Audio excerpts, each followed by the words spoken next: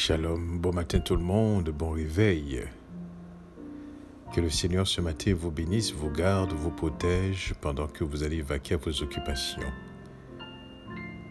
Et si aujourd'hui c'est votre anniversaire, eh bien nous voulons prendre le temps pour vous souhaiter joyeux anniversaire. Soyez contents, soyez heureux, soyez conscients.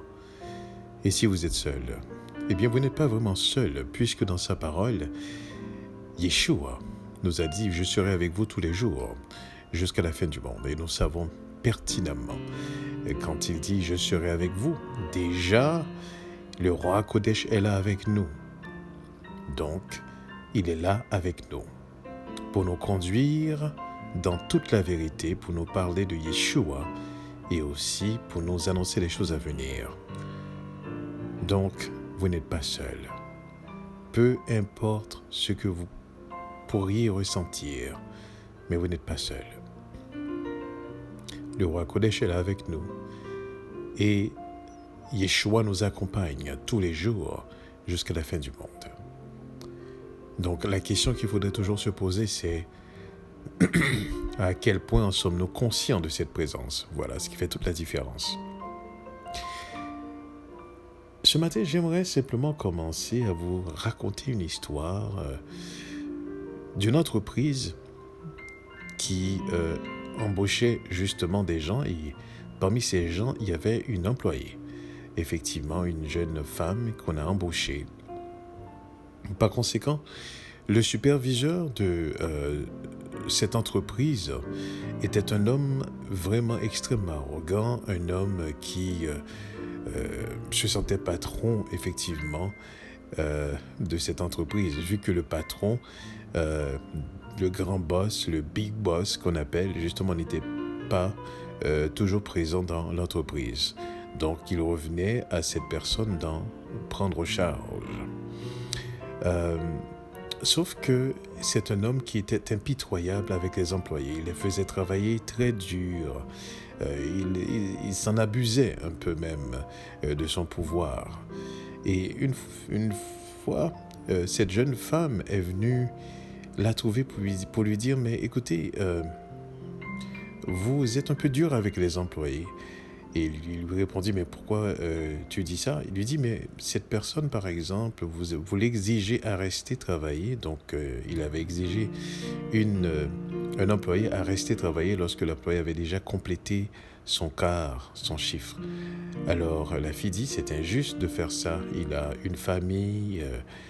Il aurait fallu simplement peut-être le libérer pour qu'il puisse aller chez lui. » Il était tellement fâché qu'il a menacé la fille même justement de la congédier si elle vient de se mêler encore des affaires qui ne la regardent pas.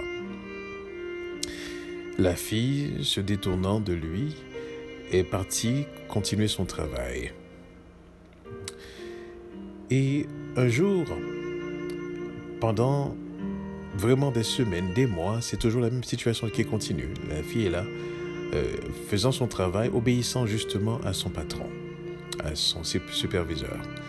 Et un jour, le big boss, justement, vient dans la compagnie pour annoncer sa retraite, tout simplement parce que le temps venait justement pour qu'il soit remplacé. Et puis, lorsque le big boss rassemblait tous les employés pour leur dire il va prendre sa retraite et il va nommer justement la personne parmi ses enfants qui va le succéder. Et quand il a demandé justement à son enfant qui va le succéder de s'approcher, et qui c'était? C'était la fille. Alors là, le superviseur a pris de panique. Il avait chaud, il avait froid, il ne savait pas comment réagir. Parce que la fille qui travaillait pendant des semaines, des mois, eh bien, c'était la fille du big boss. Alors là, il ne savait pas comment réagir.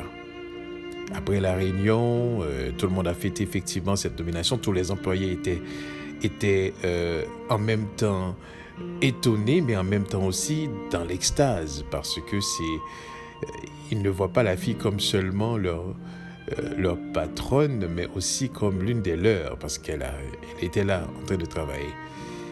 Et le big boss, donc le père de la fille, a dit que sa fille est venue travailler dans la compagnie parce qu'elle voulait pas simplement venir simplement en tant que patronne de la compagnie, mais elle voulait vraiment entrer en contact avec les employés. Elle voulait comprendre comment ils vivent, comment les employés travaillent, vraiment comprendre le mécanisme effectivement du travail.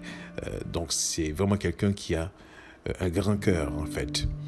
Finalement, la fille a appelé le superviseur qui était son superviseur, de qui elle est devenue patronne, et lui dit ceci. Désormais, je ne vais pas te faire perdre ton emploi. Je ne serai pas aussi dur que tu as été envers les employés.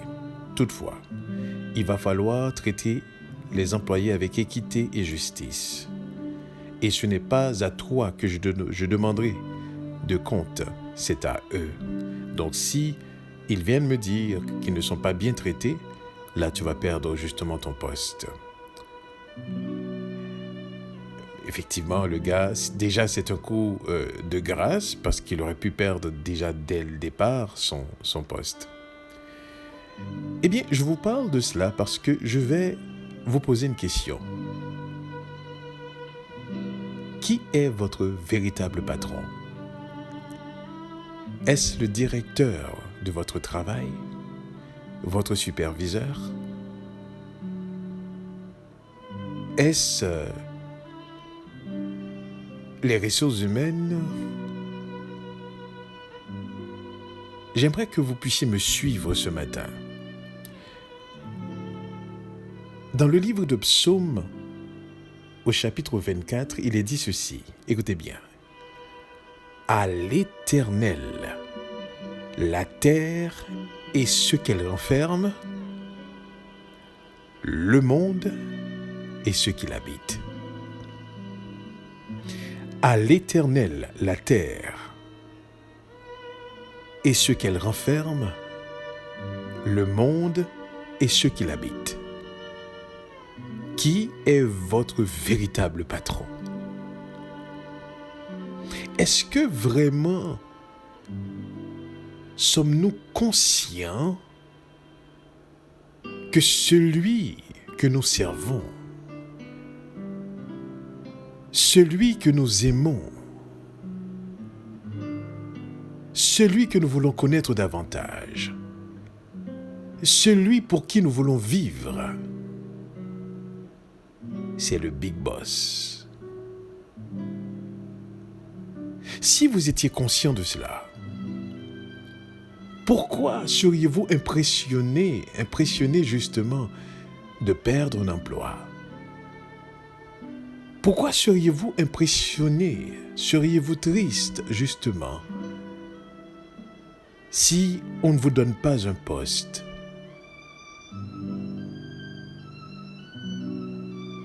J'aimerais que nous puissions comprendre ce matin, à l'Éternel, la terre et ce qu'elle renferme, le monde et ceux qui l'habitent. Cette fille travaillait, mais elle savait qui elle était. Et elle n'était pas impressionnée par la méchanceté ni non plus des décisions qui se prenaient justement à son égard, parce qu'elle savait qui elle était.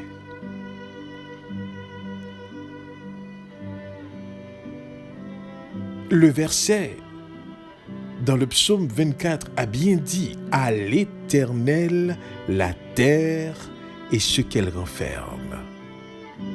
Si nous sommes vraiment conscients de ce verset, savez-vous, jamais on baisserait la tête devant quiconque. Je ne parle pas d'être arrogant, attention. Je ne parle pas d'être orgueilleux. C'est incompatible à la nature, de toute manière, divine qui est en nous. Mais par conséquent, quand quelqu'un se présente comme notre patron, nous rions avec le respect.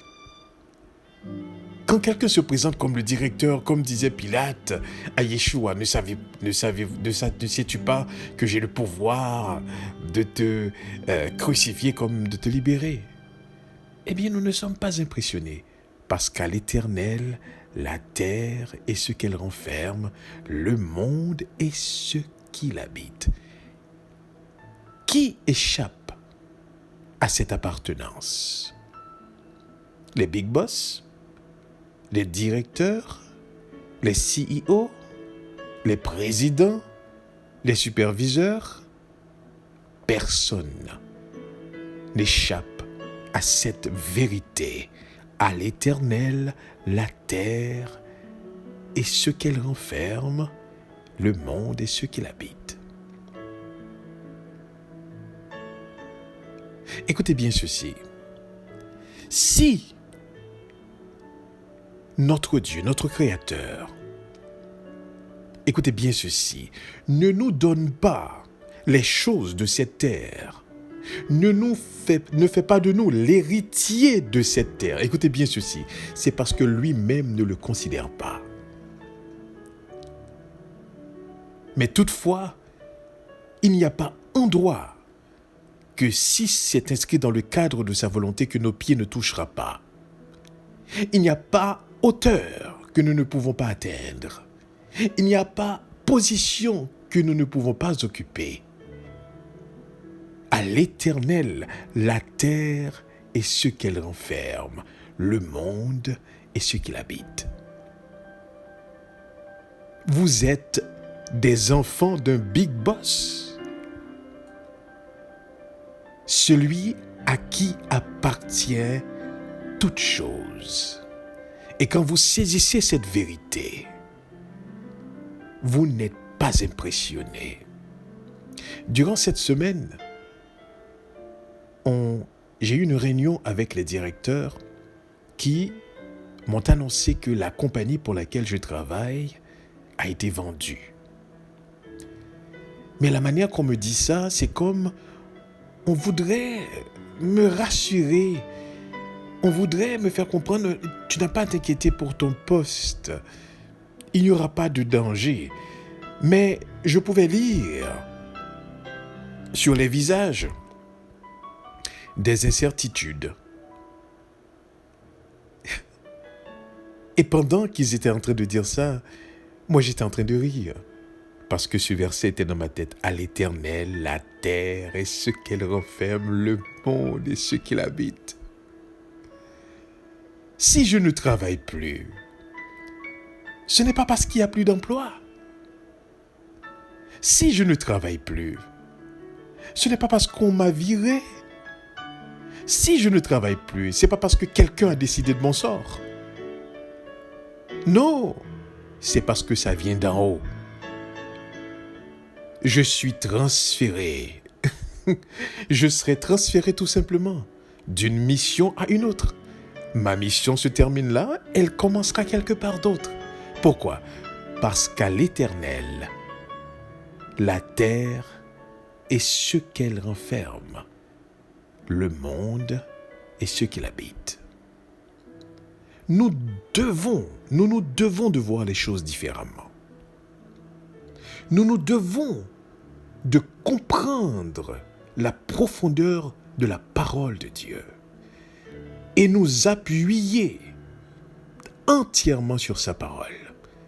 Nous devons arrêter de voir à travers les vicissitudes de la vie, les circonstances du temps, les situations, toujours des obstacles. En toute chose, nous devons toujours nous tourner vers Elohim. Pour voir par sa lumière ce qui est. Je n'ai eu aucune forme d'inquiétude parce qu'il y a une vérité que j'ai saisie. Cette vérité est la suivante. Ce n'est pas le travail qui me fait vivre. Ce n'est pas le travail qui répond à mes besoins. Ce n'est pas le travail qui est vraiment le centre de mes activités. Non. Le travail n'est qu'un moyen parmi tant d'autres à travers lequel Elohim prend soin de moi. Écoutez bien ceci. Changez votre vision des choses. Laissez l'Esprit de Dieu, laissez la lumière, sa lumière, puisse vous aider à voir la lumière, la vérité. Ce n'est pas ma force qui me fait vivre, qui me nourrit, mais c'est l'énergie qui provient de lui-même.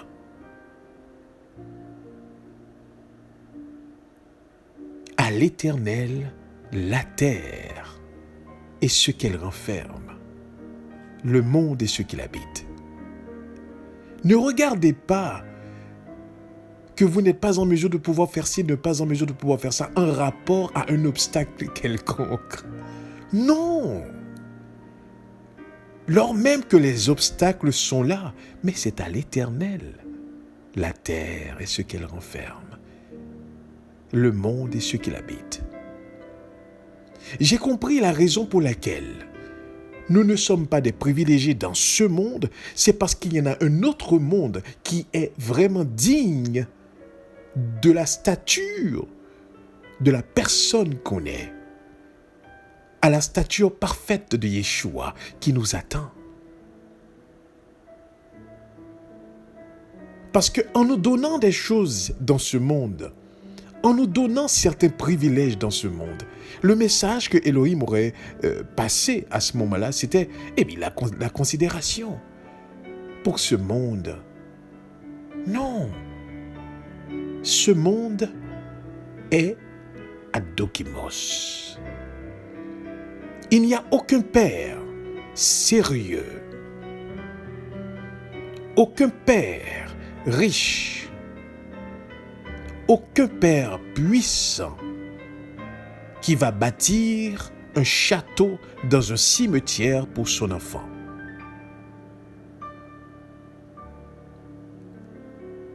Si vous aviez les moyens, comme père, comme mère, choisisseriez-vous un cimetière pour aller bâtir un château pour votre enfant? Voilà. Donc écoutez bien ceci. Si nous ne vivons pas certains privilèges dans ce monde, c'est parce que ce monde n'a pas d'importance pour Elohim. Mais néanmoins, à l'Éternel, la terre et ce qu'elle renferme, le monde et ce qu'il habite. Il n'y a aucune hauteur à laquelle il ne peut pas nous appeler, s'il le veut. Il n'y a aucun endroit qu'il ne peut pas nous amener, s'il le veut. Mais nous ne sommes pas préoccupés forcément par les choses de ce monde. Nous ne sommes pas impressionnés lorsque nous connaissons Elohim et que nous connaissons et nous voyons la lumière par sa lumière. Nous pouvons entrevoir le monde futur, les choses extraordinaires que nous allons vivre. À ce moment-là, nous ne sommes pas impressionnés par les choses qui se passent dans ce monde. Voyez-vous, le problème, c'est lorsque nous focalisons toute notre énergie, nos pensées, vers la définition que donnent les habitants de ce monde. Mais vous n'avez pas compris qu'ils en donnent autant de définitions parce que c'est le seul monde qu'ils connaissent. C'est la seule existence pour eux. Car ils ne peuvent pas voir la lumière par sa lumière. Mais pour nous qui connaissons Elohim, pour nous qui connaissons qu'à l'Éternel la terre et ce qu'elle renferme, le monde et ce qu'il habite, nous ne pouvons être impressionnés. Comprenez bien ceci. Si vous n'occupez pas des positions extraordinaires dans ce monde, c'est parce que Elohim n'accorde pas d'importance dans ce monde. Et comme vous êtes la prunelle de ses yeux, il ne bâtira pas pour vous un château dans un cimetière. Présentement, tout ce qui se fait, toutes les activités qui se font, ne se font que pour sa gloire, pour révéler qu'il est, pour aller chercher ses autres enfants. Nous sommes réveillés pour réveiller les autres. Nous savons pour communiquer le savoir. Comprenez bien ceci. Le plan de Dieu, mes frères et sœurs, est déjà établi depuis l'éternité. Et il suit son plan. À l'Éternel, la terre et ce qu'elle renferme, le monde et ce qu'il habite. Vous comprenez, vos inquiétudes, c'est comme une insulte aux yeux de ce Père. Vos peurs, waouh, quelle ignorance. Vos hésitations, vos manques d'assurance, c'est parce que vous ne saisissez pas qu'à l'Éternel, la terre et ce qu'elle renferme, le monde et ce qu'il habite.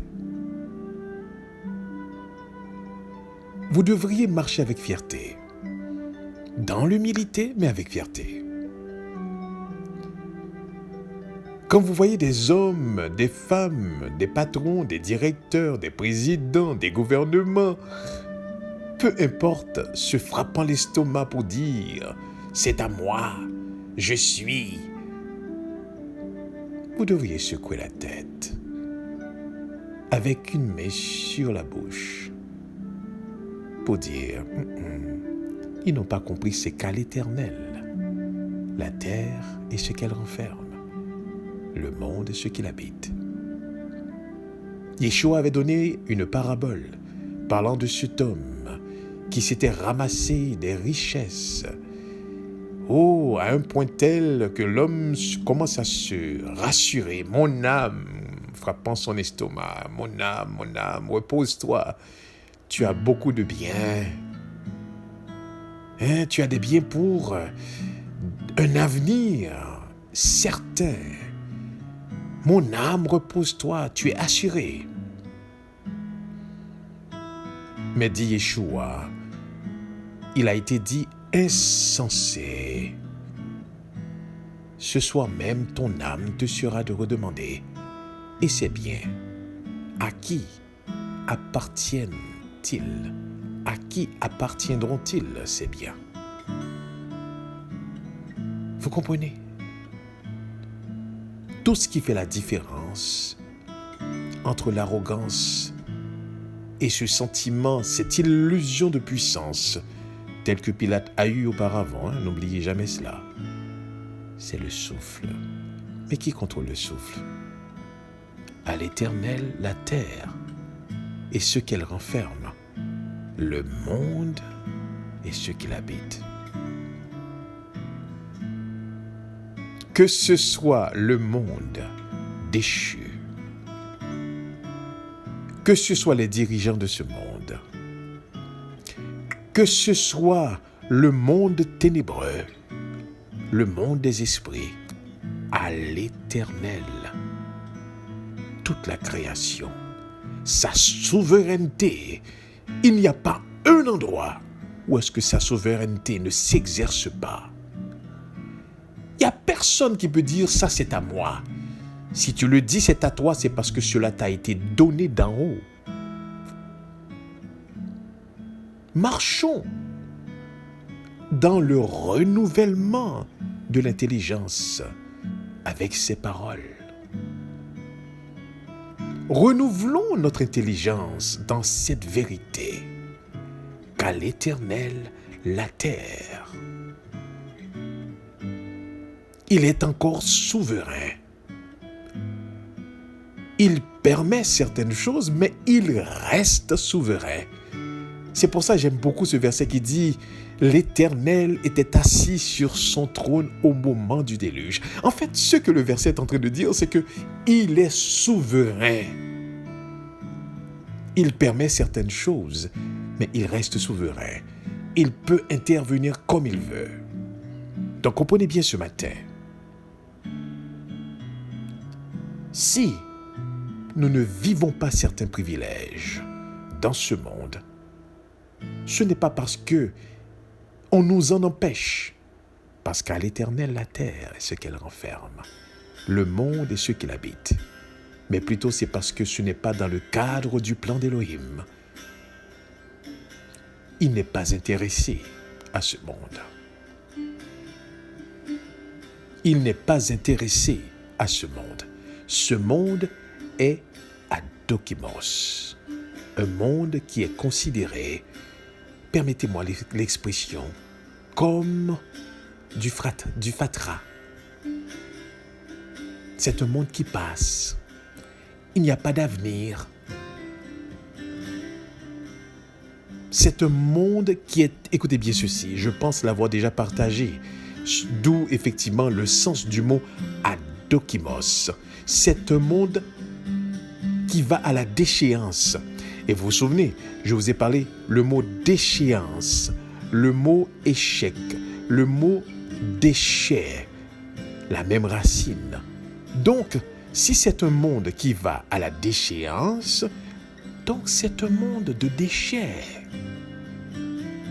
Comment voudriez-vous qu'Élohim, le Dieu de gloire, de sainteté, voudrait vous donner part dans un monde comme ça?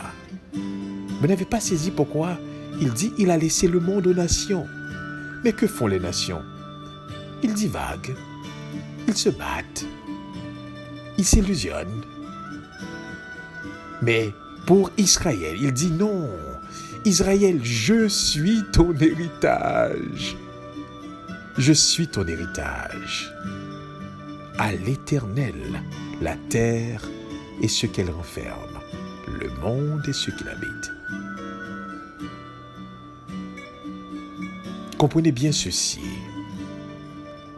Si vous ne réussissez pas dans vos projets, dans vos entreprises, ne blâmez pas vos capacités, ne blâmez pas le monde autour de vous, ne blâmez pas la méchanceté du monde, mais posez-vous cette question plutôt. Était-ce pour la gloire d'Élohim, les projets, les entreprises? Parce que n'oubliez pas, telle voie paraît droite aux yeux d'un homme, mais son issue, c'est la mort. Donc certaines fois, vous avez des projets qui paraissent droits devant vos yeux, mais vous ne savez pas effectivement quelle est la finalité de ces projets. Parce qu'autrement, si le projet est pour la gloire d'Élohim, qui peut vous empêcher? Qui peut vous empêcher de pouvoir l'accomplir? Parce que à l'Éternel, la terre et ce qu'elle renferme, le monde et ceux qui l'habitent. Que nous soyons conscients ce matin, vraiment, véritablement, dans cette méditation, que nous voyons le monde différemment, que nous ne soyons plus impressionnés devant le titre des gens, la position des gens. On s'en moque. Parce qu'à l'Éternel, la terre et ce qu'elle renferme, le monde et ceux qui l'habitent. Il y a des choses extraordinaires qui nous attendent.